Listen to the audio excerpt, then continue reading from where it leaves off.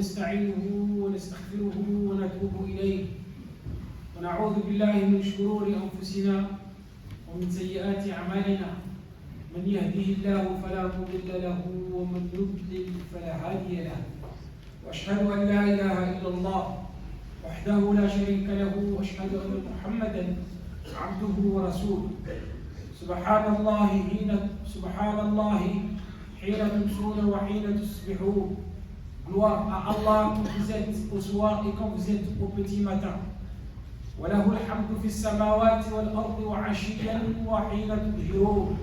À lui la louange dans les cieux et la terre le soir et quand vous êtes au milieu de la journée. سبحان رب السماوات والأرض رب العرش عما يصفون. Gloire au Seigneur des cieux et de la terre, Seigneur du trône, il transcende de ce qu'il décrit. ما اتخذ الله من ولد وما كان معه من إله إذن لذهب كل إله بما خلق ولعلى بعضهم على بعض. سبحان الله عما يصفون. Allah ne s'est point attribué d'enfant et il n'existe pas de divinité avec lui. Sinon, chaque divinité s'en irait avec ce qu'elle a créé et certaines seraient supérieures aux autres. Gloire à Allah, il est bien au-dessus de tout ce qu'il décrit. Subhana rabbika rabbil izzati amma yasifun. Gloire à ton Seigneur, le Seigneur de la puissance. Il est au-dessus de ce qu'il décrit. Il n'a jamais engendré, n'a pas été engendré, il n'a pas d'associé, ni de semblable, ni d'épouse, ni d'enfant, ni de protecteur contre l'humiliation. وهو الذي في السماء إله وفي الأرض إله وهو الحكيم العليم. C'est lui qui est une divinité dans le ciel et une divinité sur terre. C'est lui le sage, le connaissant. Il accorde ou afflige ce qu'il veut, à qui il veut. Il fait ce qu'il veut, quand il veut, où il le veut, de la manière dont il souhaite. Rien ne peut l'en empêcher, ni s'y opposer, ni le juger. لا يسأل عما يفعل وهم يسألون. Il n'est pas interrogé sur ce qu'il fait, mais ce sont eux qui devront rendre des comptes. Il est le seul à créer, à pourvoir, à nourrir, à vêtir, à guérir, à élever, à rabaisser, à protéger, à faire vivre et à faire mourir. Sa volonté est, et lorsqu'il souhaite que quelque chose soit, cette chose est. Son commandement consiste à dire kun, soit. Fayakoun, cette chose est. Non, rien ne lui échappe. Il sait tout, il voit tout. Il est l'audient, le clairvoyant, le savant et l'omnipotent. Rien ne lui échappe et rien ne le réduit à l'impuissance. وَمَا أَنْتُمْ بِمُعْجِزِينَ. Il mérite d'être adoré, il mérite d'être unifié, il mérite d'être glorifié. Il est le seul et l'unique, il n'a pas d'associé. Il efface et pardonne nos péchés, il efface et pardonne nos méfaits, il nous guide quand nous sommes égarés. Il mérite d'être loué, le puissant, l'exalté. Il mérite d'être aimé, gloire à sa majesté. Alimul ghaybi wa shahadati al-kabir al-muta'al. Le connaisseur de ce qui est caché et de ce qui est apparent, le grand, le sublime. Bismillahir Rahmanir Rahim. قد جاءكم من الله نور وكتاب مبين يهدي به الله من اتبع رضوانه سبل السلام ويخرجهم من الظلمات إلى النور بإذنه ويهديهم إلى صراط مستقيم. Une lumière et un livre explicite vous sont certes venus d'Allah par ceci, c'est-à-dire le Coran. Allah guide au chemin du salut ceux qui cherchent son agrément. Et il les fait sortir des ténèbres à la lumière par sa grâce et il les guide vers le droit chemin. Là, il y a un paradoxe. Allah nous avait pas de ceux qui nous permettent la réforme, la réussite et le succès, ceux qui nous permettent de changer en bien et d'être de meilleures personnes. Mais le problème, c'est que nous sommes toujours aussi loin du compte, et ce, de manière phénoménale. Pourquoi nous ne sommes pas réformés? Pourquoi sommes-nous mauvais? Pourquoi on n'arrive pas à emprunter le chemin de la droiture et le chemin du salut? Pourquoi nous ne sommes pas comme Allah veut que l'on soit? Pourquoi nous commettons autant de torts? Pourquoi nous propageons le mal et le faux? Pourquoi les bonnes personnes se font rares? Il y a du bien dans cette communauté. Il y a du bien dans cette communauté. Où est-il passé? Où est-il passé le bien, la bénédiction, la paix, la sécurité qui réside dans cette umma? Elle est quelque part en nous. Elle est quelque part dans cette umma. Pourquoi la liste est longue et les interrogations restent sans réponse? Le meilleur des récits, le plus beau des rappels, le rappel le plus puissant, le plus efficace et le plus utile, c'est le Coran al-Karim. Mais il ne nous sera profitable qu'à partir du moment où nous le mettrons en pratique. Et pour cela, il faut absolument saisir le message et méditer sur son contenu. D'où pourquoi Allah tabaraka wa ta'ala nous appelle à cette méditation. أفلا يتدبرون القرآن أم على قلوب أقفالها? Ne médite-t-il donc pas sur le Coran, ou y a-t-il des cadenas sur leur cœur? Allah tabaraka wa ta'ala nous fait savoir qu'il a fait descendre ce Coran pour qu'il soit médité, pas pour embellir nos foyers ou nos mosquées, pas pour remplir nos étagères, ni pour le prendre comme décoration, ni pour en faire un élément pour acquérir un bien éphémère de ce bas monde, pas simplement pour le mémoriser comme ça, ou le lire, ou d'être des imams pour diriger les gens dans les prières, ou d'être des candidats dans les compétitions internationales. Là, le Coran a été révélé pour qu'il soit médité. Une fois qu'on va méditer sur son contenu et qu'on va comprendre et saisir le message divin et placer ce Coran dans nos cœurs, toute la beauté, la bénédiction, la barakat, la rahma qui est liée à cela, Allah Jalla Jalaluhu va nous l'accorder.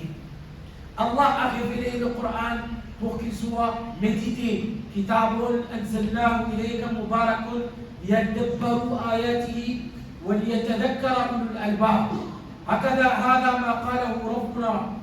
Voici un livre béni que nous avons fait descendre sur toi afin qu'il médite sur ces versets et que les doués d'intelligence réfléchissent. Et cette méditation doit être faite avec le cœur. Qu'est-ce que ça veut dire? La hawla wa la quwwata illa billah. Ista'na billah. Arrête-toi. Réfléchis profondément, consciemment, concernant chaque verset ou chaque passage. Et pose-toi les bonnes questions. Qu'est-ce que ce verset veut dire? Qu'est-ce que ce verset signifie? Qu'est-ce que ça implique? Qu'est-ce que Allah attend de moi à travers ce verset ou à travers ce passage? À travers cette recommandation, à travers cet ordre et à travers cette interdiction, à travers cette histoire qu'il nous raconte, à travers cette promesse, à travers cette menace. Réfléchis, pense, médite et ensuite suis les directives de ton Seigneur. Et suis ce qui t'est révélé émanant de ton Seigneur.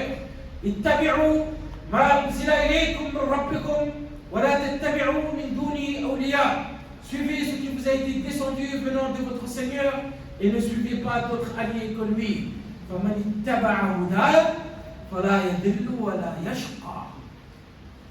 Et quiconque suit mon guide ne sera pas égaré et ne sera jamais malheureux. C'est uniquement de cette manière que nous serons bien guidés par la grâce d'Allah tabaraka wa ta'ala. C'est-à-dire en méditant sur le contenu du message qu'il nous a envoyé, en suivant ce que la parole contient de vérité et en suivant les directives qu'Allah Jalla wa Azza nous a tracées. الذين يستمعون القول فيتبعون أحسنه أولئك الذين هداهم الله وأولئك هم أولو الألباب. Ceux qui prêtent l'oreille à la parole, puis suivent ce qu'elle contient de meilleur, ce sont là qu'Allah, ce sont ceux qu'Allah a guidés, et ce sont eux les doués d'intelligence. Et cela est valable pour toute parole de bon sens, que ce soit un hadith ou une parole prophétique, un rappel, un discours, une exhortation ou même un conseil. Le but est de comprendre et de saisir le message et ce à quoi les paroles nous incitent à faire et de passer à l'acte. De passer à l'acte. De passer à l'acte. ولو أنهم فعلوا ما يوعظون به لكان خيرا لهم وأشد تثبيتا وإذا لآتيناهم من لدنا أجرا عظيما ولهديناهم صراطا مستقيما. Allah nous dit dans le Coran al-Karim, s'ils avaient fait ce à quoi on les exhortait, cela aurait été certainement meilleur pour eux et leur foi aurait été plus affermie. Alors nous leur aurions donné certainement de notre part une grande récompense et nous les aurions guidés certes vers le droit chemin. Le raffermissement, la grande récompense et la guidée mentionnée dans ces versets sont conditionnés à la mise en pratique de ce à quoi on nous exhorte. Point. Il ne s'agit pas simplement d'écouter et tcha, ou d'enregistrer dans nos têtes, dans nos mémoires, dans nos mémos, dans les livres ou dans quoi que ce soit. Il s'agit d'enregistrer et de stocker tout cela dans le cœur. وَإِنَّهُ لَتَنزِيلُ رَبِّ الْعَالَمِينَ نَزَلَ بِهِ الرُّوحُ الْأَمِينُ عَلَى قَلْبِكَ لِتَكُونَ مِنَ الْمُنذِرِينَ. Et lorsque tout est stocké dans le cœur, ça va se manifester à travers les actes. Et ensuite, Allah nous accordera toute la bénédiction et les biens liés au Coran, liés à la belle parole, liés au bon conseil. Et il nous guidera vers ce qu'il y a de plus convenable. Une des problématiques de la Ummah, de notre époque, il y a le fait que nous accordons une intention particulière à la beauté et à la forme du discours ou du rappel, ainsi qu'à l'éloquence de la personne ou à sa belle plume, au point d'en oublier le fond et d'oublier le message qu'il est en train de véhiculer ou le message qu'il est en train de délivrer. D'où pourquoi le rappel ne nous est pas profitable et n'affecte pas le corps. Il ne s'agit pas simplement de commenter le discours ou de partager le rappel. On n'a pas besoin de cela. Oui, le rappel, machallah, il était bien, il était bénéfique, il était poignant, ça m'a touché, nanani, nanana, on partage. Alors, on n'a pas besoin de ça. On n'a pas besoin de ça. Le but, c'est d'écouter, de comprendre, de méditer et de mettre la chose en pratique. C'est tout. C'est ce qu'Allah Azza wa Jalla attend de nous. Ce qui soulève une question essentielle, celle de l'état du corps de chacun d'entre nous à titre individuel. Parce qu'au final, c'est le corps qui voit, c'est le corps qui entend, c'est le corps qui comprend et c'est lui qui raisonne. Et un corps voilé, scellé, rouillé, sourd et aveuglé ne peut saisir quoi que ce soit. Ce cœur en question ne verra, n'entendra pas, ne verra pas, n'entendra pas, ne comprendra pas la vérité, encore moins la suivre. لهم قلوب لا يعقلون بها لا يفقهون بها ولهم أعين لا يبصرون بها ولهم آذان لا يسمعون بها. Ils ont des cœurs mais ne comprennent pas. Ils ont des yeux mais ne voient pas. Ils ont des oreilles mais n'entendent pas. أفلم يسيروا في الأرض فتكون لهم قلوب يعقلون بها أو آذان يسمعون بها فإنها لا تعمى الأبصار ولكن تعمى القلوب التي في الصدور. Ne parcourt-il pas la terre afin d'avoir des corps pour comprendre et des oreilles pour entendre? Car ce ne sont pas les yeux qui s'aveuglent, mais ce sont les cœurs dans les poitrines qui s'aveuglent. À partir du moment où le cœur n'a pas saisi le message, alors ce message, ou ce rappel, appelle ça comme tu veux, sera vite oublié, il sera vite délaissé. Et à force, l'humain s'expose à un danger fatal, inéluctable. فلما نسوا ما ذكروا به فتحنا عليهم أبواب كل شيء حتى إذا فرحوا بما أوتوا أخذناهم بغتة فإذا هم مبلسون. Allah nous dit, puis lorsqu'ils eurent oublié ce qu'on leur avait rappelé, alors nous leur ouvrîmes les portes, donnant sur toutes choses l'abondance. Et lorsqu'ils eurent exulté de joie en raison de ce qui leur avait été donné, nous les saisîmes soudainement et les voilà désespérés. Maintenant, je pose la question à chacun d'entre vous, Fatan, ainsi qu'à ma propre personne. Combien de versets as-tu appris ou écouté? Combien de versets on t'a enseigné ou récité?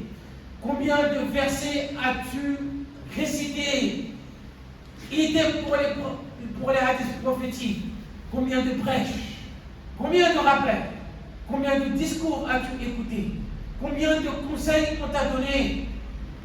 Et au final, qu'est-ce que ça a réellement changé en toi? Combien de fois tu viens au vendredi? Combien de sermons t'écoutes? Qu'est-ce que ça a changé pour toi? Point d'interrogation. Combien de cursus on a entamé? Parce que lorsqu'on interroge ceux qui sont en sciences religieuses, pourquoi tu apprends? Pourquoi tu enseignes? Oui, c'est pour plaire à Allah, pour être comme Allah veut que je sois, pour atteindre la satisfaction d'Allah, pour connaître ma religion, pour accéder au paradis. Sauf que la personne entame un premier cursus, il n'y a rien qui change. Elle enchaîne avec un deuxième cursus, il n'y a rien qui change. Encore un autre cursus, troisième, il n'y a rien qui change. Elle enchaîne avec une quatrième année, il n'y a rien qui change. La personne entame la mémorisation du Coran pendant 2 ans, 3 ans, 4 ans. Il finit, ijaza, diplôme, il n'y a rien qui change. Allahu musta'an. Et qu'est-ce qui se passe en réalité? On a participé à combien de séminaires spirituels? Et à combien de conférences religieuses on a participé? Et avec tout ça, il n'y a rien qui change, ou très peu. On écoute des discours et des rappels via les audios, via les vidéos, mais rien ne change, ou très peu. Qu'est-ce qui bloque? Et où est le problème? Quel est l'état de ton cœur? Point d'interrogation. أقول ما تسمعون واستغفر الله لي ولكم ولسائر المسلمين إنه كان غفورا رحيما رب اغفر له وارحمه وأنت أرحم الراحمين.